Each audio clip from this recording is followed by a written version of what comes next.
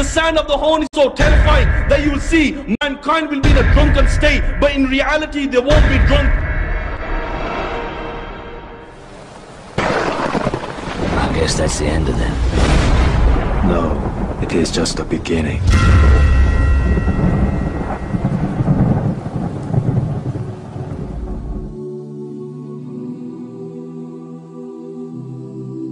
Will the angel of death come to a person who obeys Allah, who obeys the Messenger of Allah, who lives a life of obedience, fasting, praying, elevating the kalima, La ilaha illallah, enjoining what's good, forbidding what's evil? Will the angel of death come to this person with the 12 eyes, black of face, fire leaping out from his mouth, coming out from his nose, with a forked iron rod, with 500 angels behind him, with whips and embers made out of fire? The answer? Never, never, never, never. It will come in the most beautiful form, with 500 angels behind him, with white, bright, shiny face. And each angel will carry with them a bunch of flowers. And each bunch will consist of 20 different colors. And each color will give out a different smell. And the angel of death will say, Assalamu alaikum. O friend of Allah, come out. Come out to the forgiveness and the pleasure of Allah. And the angel of death, it will sit by his head. And then the rest of these angels, they will surround him. And each angel will place their hands on his limbs. And then the angels will put a cloth under his chin.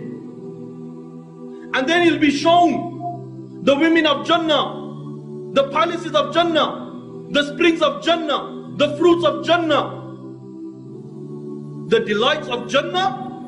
His body, his soul will begin to jump out of excitement in his body. And at that time I ask, would the angel of death put an ember underneath his neck and say, come out to the fire of hell, where there is scorching winds, scalding water, shadow of black smoke, no cool, no refreshing? No, he will say, Assalamu alaikum, O friend of Allah, come out to the mercy and the pleasure of Allah, and the soul will be extracted. And how would it be extracted? Rasulullah sallallahu alayhi wasallam gave an example. He says it's like a hair coming out of a flower. At that time, the body will thank the soul, and the soul will thank the body. At that time. And then the angels, they will bring a coffin from Jannah. And they will bathe him, apply scent on him, and then they will wrap him with his coffin. And once they wrap him with his coffin, I ask, who will take charge? Who will take charge of this soul? The narration says that the angel Jibreel alayhi salam with 70,000 angels will descend and will take this soul. And on the dunya, these angels will honor it. How? They will form two rows, starting from his house, ending at his grave. And they will ask Allah to forgive him. And they will beg Allah, oh Allah, forgive him. And when Shaitan and his cronies see this, you know what will happen? The Shaitan will begin to cry. And he will say, you fools, how did you let this believer escape? And when this is taking place, the narration says that the souls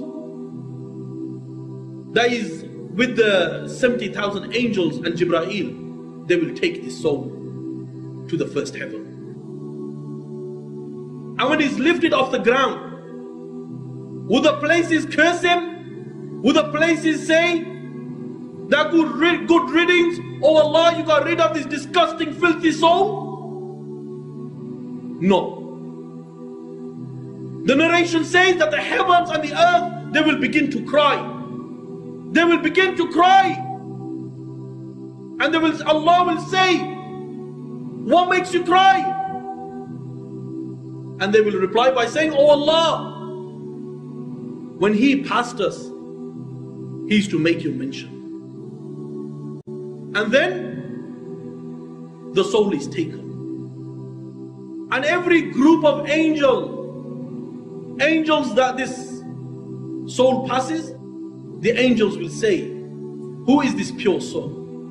And the angels will reply by saying, it's the soul of so and so, by calling him with the best of names.